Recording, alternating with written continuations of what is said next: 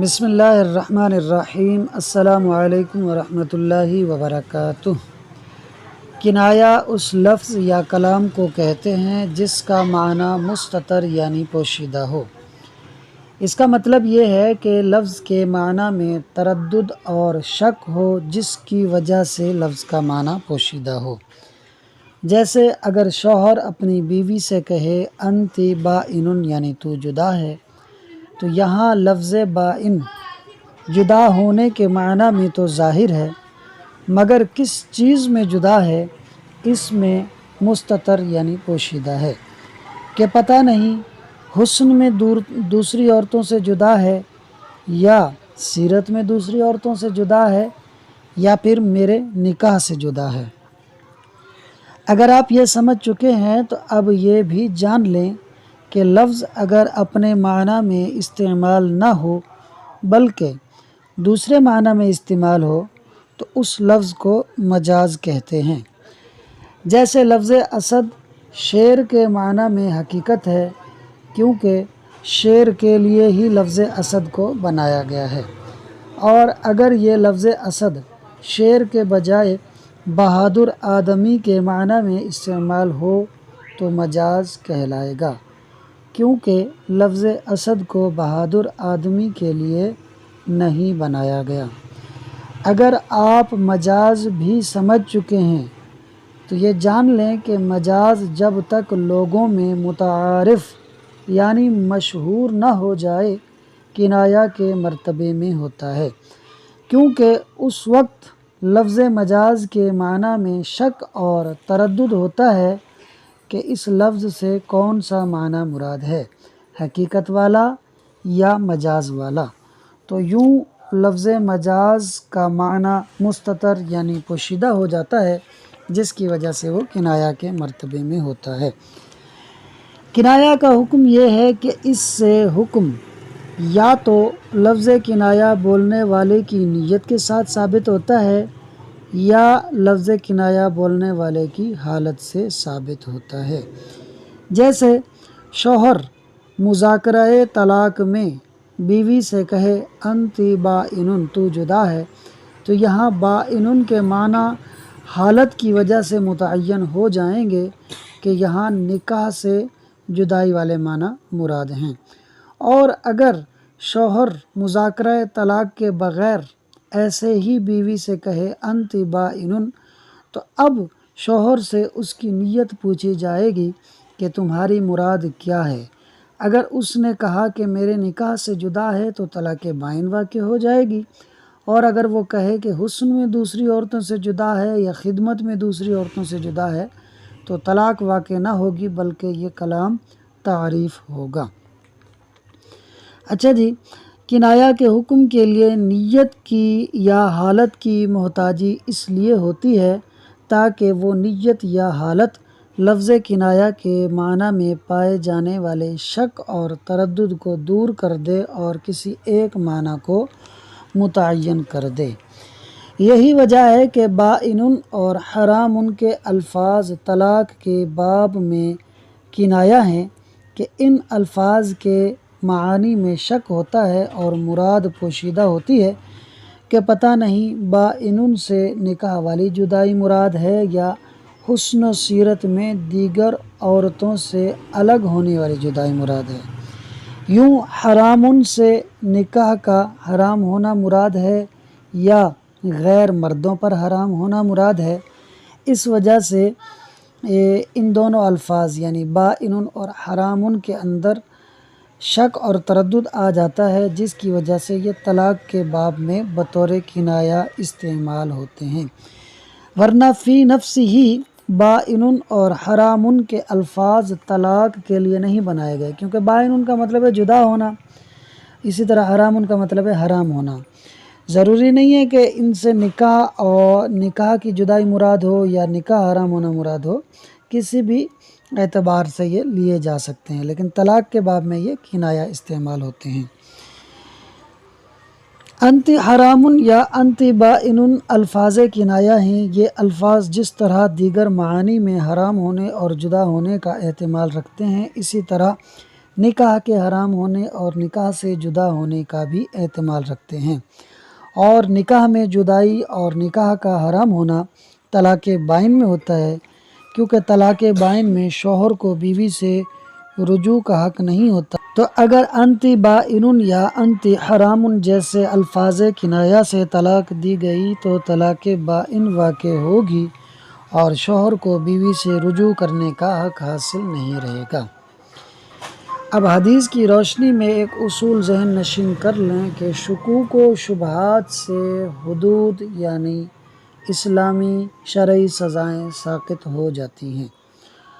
اور الفاظ کنایہ میں چونکہ شک و شبہ ہوتا ہے، اسی وجہ سے الفاظ کنایہ سے شرعی سزائیں یا حدود قائم نہیں ہوتی۔ لہٰذا اگر کسی نے جامعتو کے الفاظ سے زنا کا اقرار کیا، یعنی یہ کہا کہ میں نے جماع کیا ہے،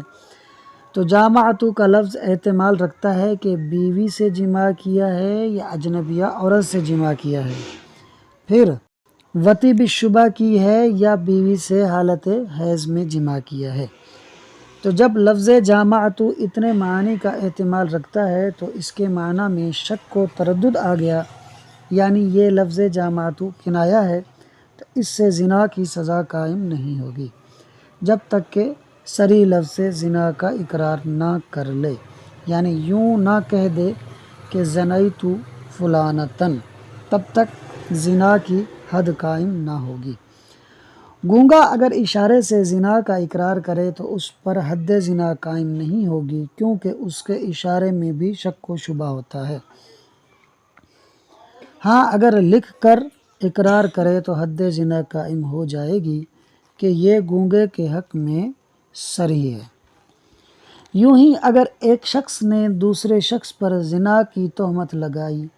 اور وہاں موجود تیسرے شخص نے تہمت لگانے والے سے کہا صدقتا، یعنی تم نے سچ کہا، تو اس تیسرے شخص پر حد قذف یعنی تہمت لگانے کی سزا قائم نہ ہوگی، کیونکہ صدقتا کہنے میں احتمال ہے کہ اس نے تہمت لگانے والے کی تصدیق تہمت میں کی ہو یا تہمت کے علاوہ کسی اور بات میں کی ہو، تو یوں لفظ صدقتا لفظ کنایہ ہو گیا۔ جب یہ لفظ کنایہ ہو گیا تو اس کے ذریعے تیسرے شخص کو یہ نہیں کہا جائے گا کہ اس نے بھی پہلے شخص کے ساتھ ساتھ زنا کی تہمت لگائی ہے۔ آئیے اب عبارت اور ترجمے کی طرف چلتے ہیں۔ والکنایۃ اور کنایہ ہیا وہ ہے ما استتر معناہ جس کا معنی مستتر یعنی پوشیدہ ہو، والمجاز اور مجاز قبل ان یصیر متعارفا قبل اس کے کہ متعارف یعنی مشہور ہو، بمنزلۃ الکنایۃ کنایہ کے مرتبے میں ہوتا ہے۔ وحکم الکنایۃ اور کنایہ کا حکم ثبوت الحکم بہا اس سے یعنی کنایہ سے حکم کا ثابت ہونا، عند وجود نیت نیت کے پائے جانے کے وقت ہوتا ہے، او بدلالۃ الحال یا لفظ کنایہ بولنے والے کی حالت کی دلالت کے ساتھ ہوتا ہے۔ کیوں جی؟ اذ لا بد لہ کیونکہ ضروری ہے اس کے لیے یعنی لفظ کنایہ کے لیے، من دلیل کسی ایسی دلیل کا ہونا، یزول بہ کہ زائل ہو جائے اس دلیل سے، التردد تردد یعنی شک، ویترجح اور ترجیح پا جائے یا راجح ہو جائے، بہ اس دلیل کے ساتھ، بعض الوجوہ کوئی ایک معنی۔ اب بعض الوجوہ کا کوئی ایک معنی کیوں کیا ہے ہم نے، اس پر ایک قاعدہ ہے، سن لیجئے، پہلے بھی بیان کر چکا ہوں کہ لفظ بعض کو جب جمع کی طرف مضاف کیا جاتا ہے تو اس سے اکثر ایک کا معنی لیا جاتا ہے، اور یہاں جو وجوہ ہے یہ معانی کے معنی میں ہے، لہٰذا بعض الوجوہ کا جو عبارت بنے گی وہ بنے گی بعض المعانی۔ اب معانی جمع ہے اور بعض اس کی طرف مضاف ہے، تو اس پورے لفظ کا ترجمہ بنے گا ایک معنی۔ وَيَتَرَجَّحُ بِهِ بَعْضُ الْوُجُوهِ اور ترجیح پا جائے اس کے ساتھ یعنی دلیل کے ساتھ ایک معنی۔ وَلِهَذَا الْمَعْنَى اسی وجہ سے، یعنی مراد کے پوشیدہ ہونے کی وجہ سے، لفظ کنایہ کی مراد کے پوشیدہ ہونے کی وجہ سے سمیہ لفظ البینونتی والتحریمی، بینونہ یعنی بائن و تحریم اور حرام کے لفظ کو کنایہ کہا جاتا ہے، فی باب الطلاق، طلاق کے باب میں۔ دوبارہ عبارت دیکھیے جی، وَلِهَذَا الْمَعْنَى سُمِّيَ لَفْظُ الْبَيْنُونَةِ وَالتَّحْرِيمِ کِنایَةً، اسی معنی کی وجہ سے، یعنی مراد کے پوشیدہ ہونے کی وجہ سے بائن اور حرام کے لفظ کو کنایہ کہا جاتا ہے طلاق کے باب میں۔ کیوں؟ لِمَعْنَى التَّرَدُّدِ وَاسْتِتَارِ الْمُرَادِ، شک کے معنی کی وجہ سے اور مراد کے پوشیدہ ہونے کی وجہ سے۔ لا انہ یعمل عمل الطلاق، اس لیے نہیں کہ یہ طلاق کا عمل کرتے ہیں، بلکہ جس طرح یہ طلاق کے معنی کا احتمال رکھتے ہیں اسی طرح دیگر معنی کا بھی احتمال رکھتے ہیں، اسی وجہ سے یہ طلاق کے باب میں بطور کنایہ استعمال ہوتے ہیں۔ وَيَتَفَرَّعُ مِنْهُ، اور متفرع ہوتا ہے، نکلتا ہے اس سے،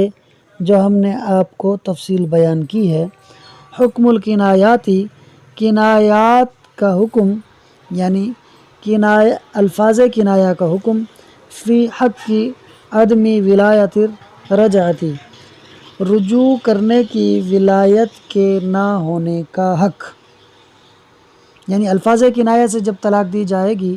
تو پھر شوہر کو رجوع کرنے کا حق نہیں ہوگا۔ والی وجودی معنی ترددی فی الکنایتی، اور کنایہ میں تردد یعنی شک کے معنی کے پائے جانے کی وجہ سے لا یقام بہل عقوبات، قائم نہیں کی جاتی ان کے ساتھ، یعنی کنایہ کے ساتھ عقوبات، سزائیں، حتی لو اقر، یہاں تک کہ اگر کسی نے اقرار کیا، علی نفسہ، اپنے آپ پر، فی باب الزنا والسرقہ، زنا کے باب میں اور چوری کے باب میں، یعنی کہا کہ جامعت فلانۃ، میں نے فلاں سے جماع کیا، یہ لفظ کنایہ کے ساتھ اس نے اقرار کیا۔ اسی طرح چوری کا اقرار یوں کرے کہ اخذت مال فلان، میں نے فلاں کا مال لے لیا، تو یہ الفاظ کنایہ ہیں۔ لا یقام علیہ الحد، تو قائم نہ کی جائے گی اس پر حد، ما لم یذکر اللفظ الصریحہ، جب تک کہ وہ ذکر نہ کرے صریح الفاظ۔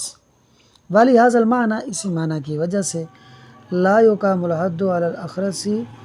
حد قائم نہیں کی جاتی گونگے پر، بالاشارتی، اشارے کی وجہ سے، یعنی اگر وہ اشارے سے اقرار کرتا ہے تو اس پر حد قائم نہیں کی جائے گی، کیونکہ اشارے میں تردد اور شک ہوتا ہے۔ ولو قذف رجلا بالزنا، اگر کسی نے ایک شخص پر زنا کی تہمت لگائی، فقال الاخر، اور تیسرے شخص نے کہا، صدقت، تم نے سچ کہا، یعنی تیسرے شخص نے تہمت لگانے والے سے کہا صدقت، لا یجب الحد علیہ، تو حد واجب نہ ہوگی اس تیسرے شخص پر، احتمال تصدیقی، اس کے تصدیق کرنے کے احتمال کی وجہ سے، لہو، تہمت لگانے والے کی، فی غیر ہی، قذف کے یعنی تہمت کے علاوہ میں۔ مطلب اس کا مطلب یہ ہے کہ صدقتہ کہنے والے پر حد قذف قائم نہ ہوگی، کہ ہو سکتا ہے اس نے تہمت لگانے والے کی تصدیق کی ہو تہمت کے علاوہ کسی اور بات میں، تو یوں صدقتہ لفظ بھی تصدیق کرنے میں الفاظ کنایہ ہے۔